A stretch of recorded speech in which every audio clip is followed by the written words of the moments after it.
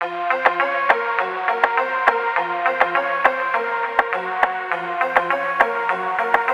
nandito pa rin tayo sa Backdoor, Batangas City. Bataan, siyempre, palakpakan muna tayo dyan. Yeah! Ayan, tuloy pa rin tayo.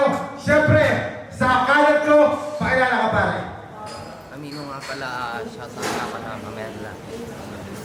Ayun, sa kaliwa ko naman, pakilala ka pare. Yo, lihiti mo ng tundo, 3 hari. Ayan, okay, libre ako nila dyan. Siyempre. Ayun, pinili mo na, nilihiti mo sa bagay na ito. Banat, pare. Yo! Ang ganda ng venue! Kaaya-aya sa loob, mabango pati yung venue. Perfect spot para pumarty, kaya 5 na to sa akin times 2. Salamat sa mga dumalo! Solid yung suporta, talagang hardcore. Amino, lamang ka lang sa pogi points, pero sa larong to, di mo ko ma-outscore. Kapag ikaw nagpe-perform, boring, umaalis yung mga tao, bumabounce tol. Kapag ako nagpe-perform, umiidak, napapabounce. Siksik ang mga tao, abot hanggang backdoor, game! Isa na nag-tour na! Manalo ba'y sure na? May cure ba? Kasi masakit, bawat letra ko'y nanggaling pa sa luha nitong gamit ko na pluma. Mga baon ko'y panggulat na pasabog, natural lang na masyuka. I'm sick and tired sa mga kagaya mo na MC. Mga barang na sinulat, tawang hinain ay basura, tila di na masikmura. Kada spit nila, katumbas lang ay suka. Ugh!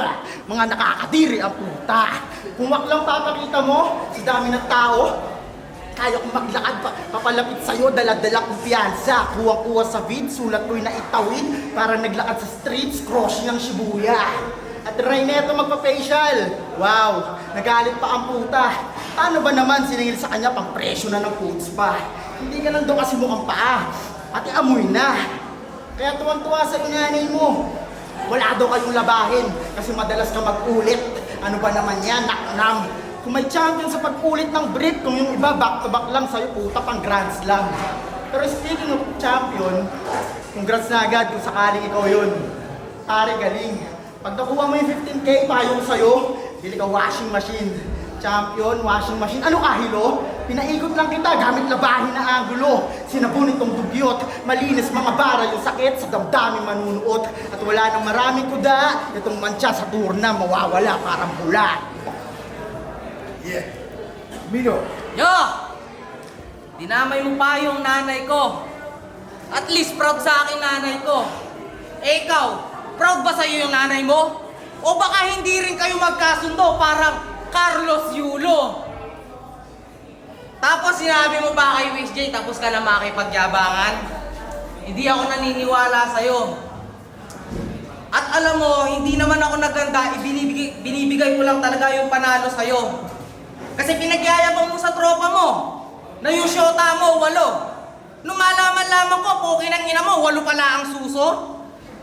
At ang katotohanan masakit, ngayon mo sa aking matata mo. Sobrang libog mong hayop ka, sinota mo, aso nyo. Pero tao ka ba, bro? Tao ka ba, bro? Hindi ko malaman kung ano ang sasabihin ko sa'yo. Pero isa lang ang sasabihin ko sa'yo. Wala akong sasabihin sa'yo. Hindi ko malaman kung ano ang laki ng bibig mo. Huwag kang magtaka. Kasya ang burat, 5. Hindi kita pinagandaan. Sa totoo lang dahil ako'y busy sa trabaho. Busy ako sa lahat ng aking ginagawa at hindi kita inaskaso. Hindi mo ko kaya sidakin kahit ano pa ang gawin mo. Kung ako ang master, ako ang Master Kiko. Tignan mo, ang laki pa ng bunganga mo. Subo mo aking tite mamaya.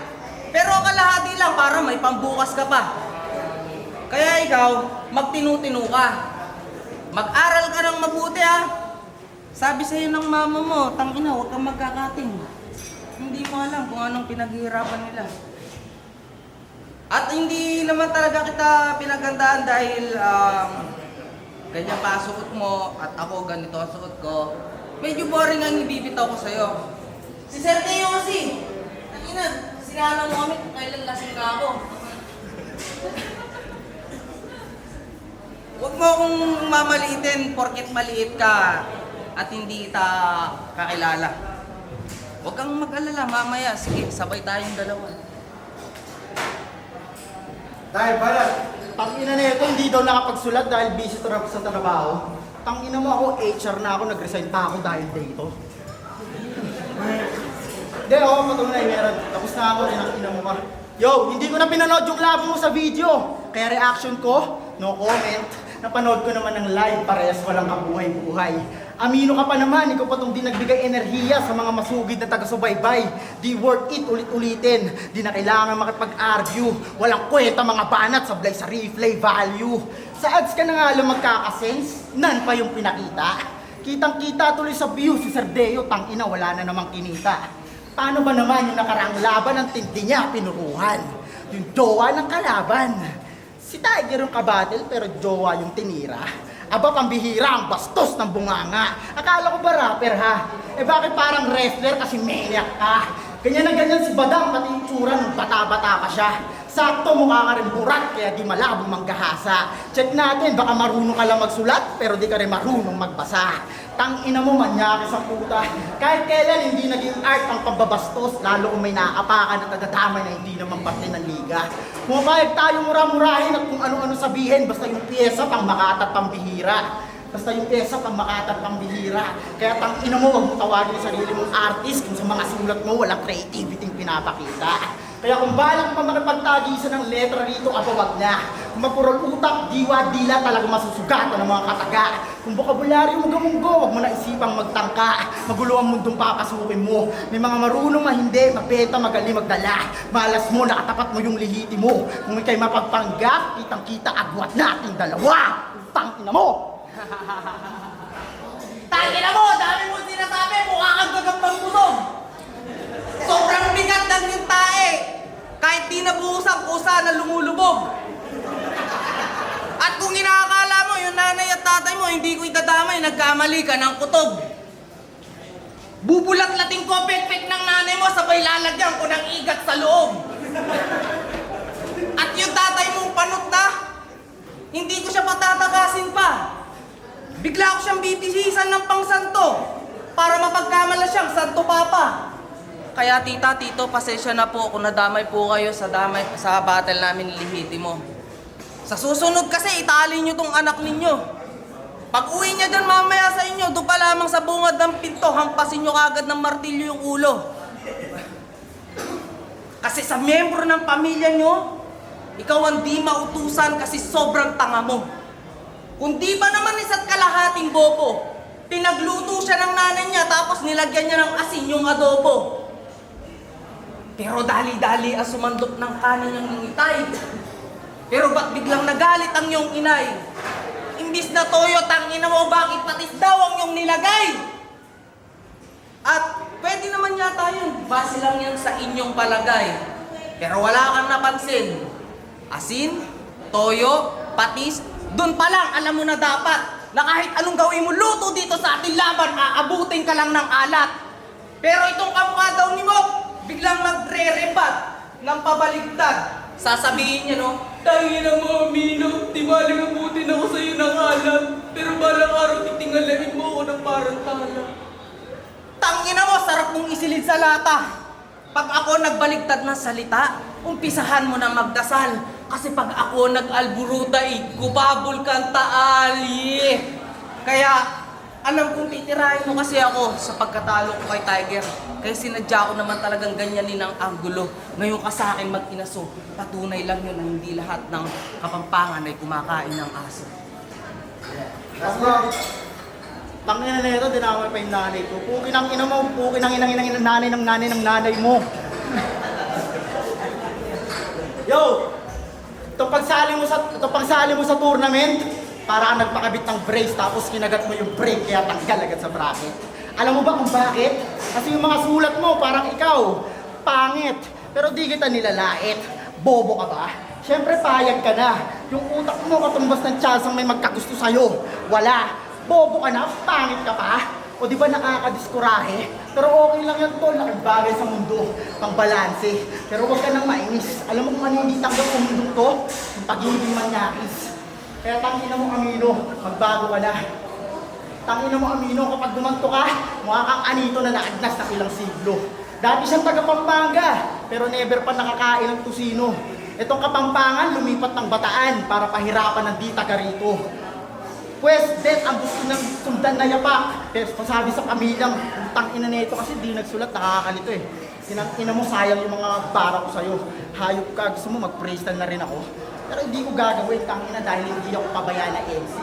Tang ina, nawawala-wala ako dahil yung galit ko. Tang ina mo, layo ng biniyahe ko, Manila pa.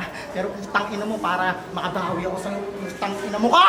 Ayan lang, Ay, mukha kang estudyante, hayop ka. Ganto-ganto pa naman yung gusto kong estudyante na binubuli, yung papasok pa lang ako ng eskwelahan. Tipong bigla akong kukunin yung wallet mo tapos isasaboy ko sa kaklase natin yung laman. At pag hindi ako nakontento, lalagyan ko ng kulakot yung buhok mo. Yung bag mo, itatago ko sa kisame tapos lalagyan ko ng malaking bato. At mararanasan mo sa akin kung gaano kalupit mambuli si Amino. Nung pinalista lahat ng noise sa akin, kahit di ka maingay, ikaw muna nilista ko. Wala kang, ang suot niya pa, naka-asul. Tapos, matabang punggok. Mukha kang gasul. Magpipristal ka? Magpipristal din ako. Anong akala mo, magpapadaig ako sa'yo? Hindi ako magpapadaig sa'yo, pre. Na kahit ganito ang talento ko, ito'y aking pinagmamalaki. Nakarilo ka pa, hindi naman gumagana. Anong oras na ba? Kaya dapat hindi ka na sumapa ng entablado kung ganyan lang din ang ipapakita mo. Kung gano'n, Sir Leo, maraming salamat sa iyo. Ikaw, dapat kanina mo pa kami sinalang. Kung kailan lasing kami. Ha? Sige. Hi! Pucha kayo. Okay, panakuha naman natin sila ng John Church. Yun! Nandito pa rin tayo sa Factor, Balanga City. Siyempre, hindi natin papatagalin dahil dalawang bati na lang. Advancing sa quarterfinals. Palapahan natin, hindi mo.